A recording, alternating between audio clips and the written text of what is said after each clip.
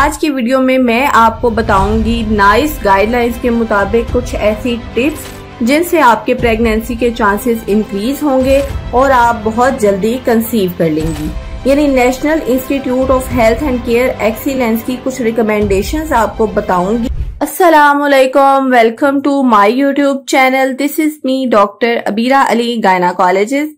आज की वीडियो में मैं आपको बताऊंगी नाइस गाइडलाइंस के मुताबिक कुछ ऐसी टिप्स जिनसे आपके प्रेगनेंसी के चांसेस इंक्रीज होंगे और आप बहुत जल्दी कंसीव कर लेंगी।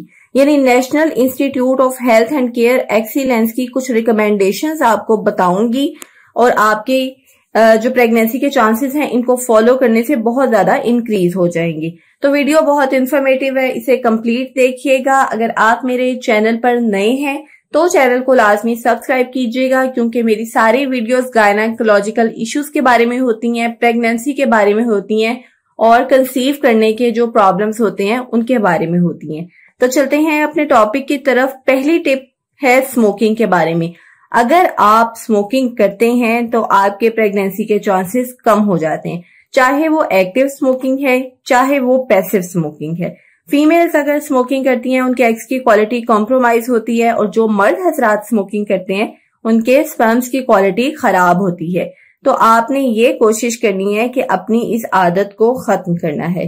नंबर 2 पर जो टिप है वो है शराब नोशी यानी अल्कोहल ड्रिंकिंग के बारे में। बज़ाहिर ये लगता है कि हमारे मुल्क में शराब यूज नहीं होती, लेकिन सीक्रेटली लोग ड्रिंक करते हैं। तो फीमेल्स के एग्स की क्वालिटी खराब होती है और मेल्स के स्पर्म की क्वालिटी इससे खराब होती है। तो सबसे पहले तो ये कि आपने अपने डॉक्टर से इस बात को हाइड नहीं करना, उनको प्रॉपर हिस्ट्री देनी है, उनको बताना है कि आप ड्रिंक करती हैं और इस हैबिट का शिकार हैं।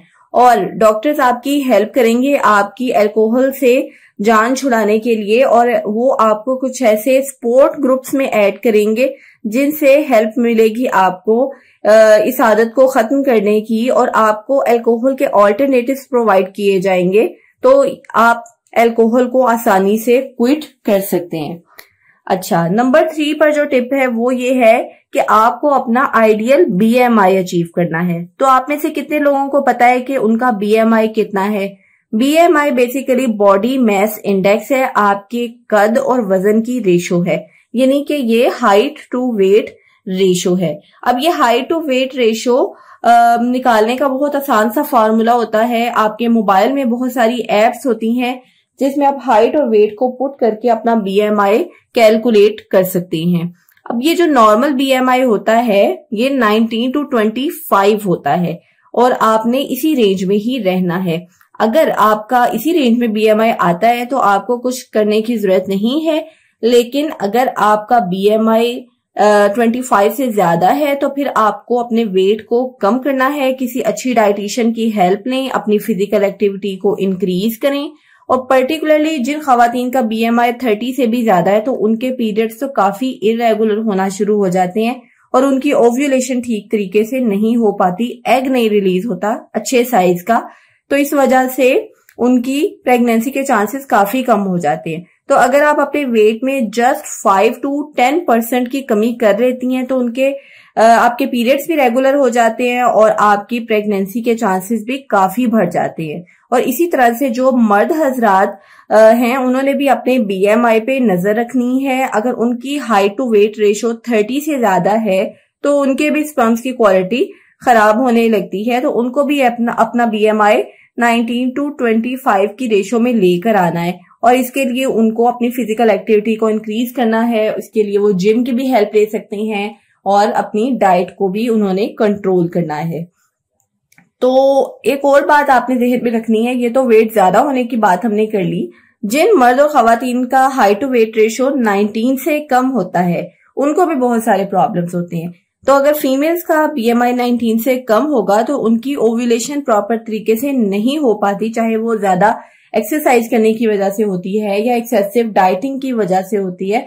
तो उन्होंने अपना हेल्दी BMI अचीव करना है, वेट अपना उन्होंने बढ़ाना है। इसके लिए वो डाइटिशियन की हेल्प ले सकती हैं, उनके पीरियड्स रेगुलर हो जाएंगे इससे, और जो ओव्यूलेशन है अपने टाइम पे होगी और प्रेगनेंसी के चांसेस बढ़ जाएंगे। और सेम मर्द हजरात के लिए है। अगर मर्द हजरात बहुत थिन लीन है और उन्होंने अपना BMI 19 से कम कर लिया है, तो उनको भी अपना BMI बढ़ाना है। नंबर 4 पर जो टिप है वो है ऑक्यूपेशन के बारे में। अब बहुत सारे मर्द हजरात ऐसी जॉब्स करते हैं, ऐसे काम करते हैं जिसमें उनको हीट एक्सपोजर का सामना करना पड़ता है। जैसे कि कुछ मर्द हजरात ड्राइवर होते हैं और ड्राइविंग का काम करते हैं, काफी लॉन्ग सिटिंग उनको करनी पड़ती है और ऐसी जगहों पे बाज़-औक़ात मर्द हजरात काम करते हैं जहां मशीनरी बहुत ज्यादा होती है, हीट बहुत ज्यादा होती है। अब ये जो हीट होती है ये स्पर्म किलर होती है, तो ऐसी जगहों पर काम करने वाले मर्द हजरात को अपनी डॉक्टर को प्रॉपर हिस्ट्री देनी है, उन्हें बताना है। कुछ लोग ऐसी जॉब्स करते हैं जहां उनका केमिकल्स के साथ और रेडिएशन के साथ एक्सपोजर बहुत ज्यादा होता है। इसी तरह से कुछ फीमेल्स का भी रेडिएशन के साथ एक्सपोजर होता है या केमिकल्स के साथ एक्सपोजर होता है। तो ऐसी जो भी हिस्ट्री है अपने डॉक्टर को बताएं और टॉक्सिन्स के एक्सपोजर को और केमिकल्स के एक्सपोजर को मिनिमाइज करें ताकि आपकी प्रेगनेंसी के चांसेस इंक्रीज हो सकें। और एंड पे जो टिप है वो है फॉलिक एसिड के बारे में। अगर आप कंसीव करना चाहते हैं तो कंसीव करने की ट्राई करने से 3 मंथ्स पहले से आपने फॉलिक एसिड का इस्तेमाल शुरू कर देना है।